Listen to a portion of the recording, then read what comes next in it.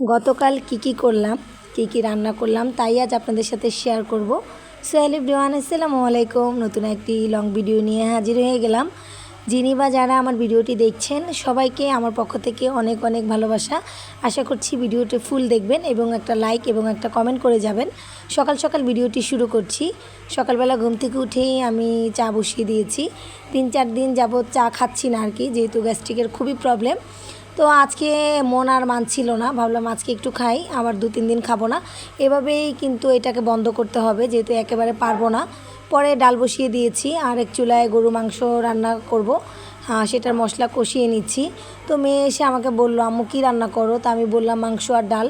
তো সে আমাকে বললো আমি এগুলো দিয়ে ভাত খাবো না, আমি চিংড়ি মাছ খাবো আর ইলিশ মাছ খাবো। তো আমার ফ্রিজে চিংড়ি মাছ বা ইলিশ মাছ দুটার একটাও নেই, যেহেতু আমরা গ্রামে যাব সেজন্য আর এই মাছগুলো কেনা হয়নি। যে এই মাছগুলো আছে সেগুলো খেটেই আমরা বাড়িতে যাব ঈদ করার জন্য।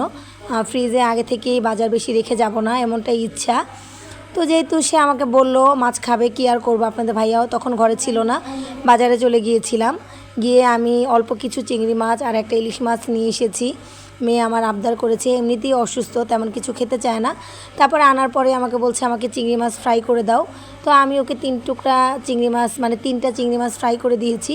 আর এদিকে আমার গরু মাংসটা হয়ে যাচ্ছে। তো এই ফাঁকে আমি ইলিশ মাছটা ভালো করে কেটে ধুয়ে পরিষ্কার করে নিয়েছি।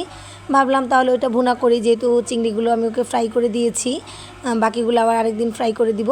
তো মাছটাকে ভেজে ভুনা করব। যদিও আমার মেয়ে পরবর্তীতে একটা মাছও খায়নি, তার নাকি ভালো লাগছে না, মানে একটু মুখে দিয়েছিল, বললো মাছটা মজা না, হয়তো বা টেস্ট ভালো হয়নি। তো আপনাদের ভাইয়া যেহেতু বাসায়, ভাবলাম কয়েক পদের ভর্তা তৈরি করে নিই। সেজন্য তিল ভর্তা করে নিচ্ছি, বাদাম ভর্তা করেছি, কালিজিরা ভর্তা করেছি। অলরেডি আমার দুপুরে রান্নাবান্না শেষ। আজকে গরু মাংস রান্না করলাম, ইলিশ মাছ ভুনা করলাম, পাতলা ডাল আর 3 পদের ভর্তা তো ছিলই। তো এগুলো দিয়ে আমরা সবাই একসাথে বসে দুপুরে খাবারটা খেয়ে নিয়েছি।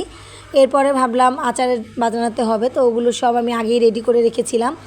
মশলা টশলা যেগুলো একদিন আগে থেকেই আমি প্রিপারেশন নিয়েছি, কারণ একসাথে এত কাজ করা যায় না। তারপরে এই যে আমি আচারটা তৈরি করে নিচ্ছি, অল্প অল্প করেই বানিয়ে নিব, কয়েক পদের আচার তৈরি করব। এটা টক আচার ছিল। আমার বড় নানাস আমাদের জন্য গ্রাম থেকে আম পাঠিয়েছে, তো আম রিসিভ করতে যাব, আমার মোবাইলে মেসেজ চলে এসেছে। পরবর্তীতে সন্ধ্যার দিকে আমি চলে গিয়েছিলাম সুন্দরবন কুরিয়ার সার্ভিসে। দেখতেই পাচ্ছেন এখানে কিন্তু আমি আম নেওয়ার জন্য এসেছি।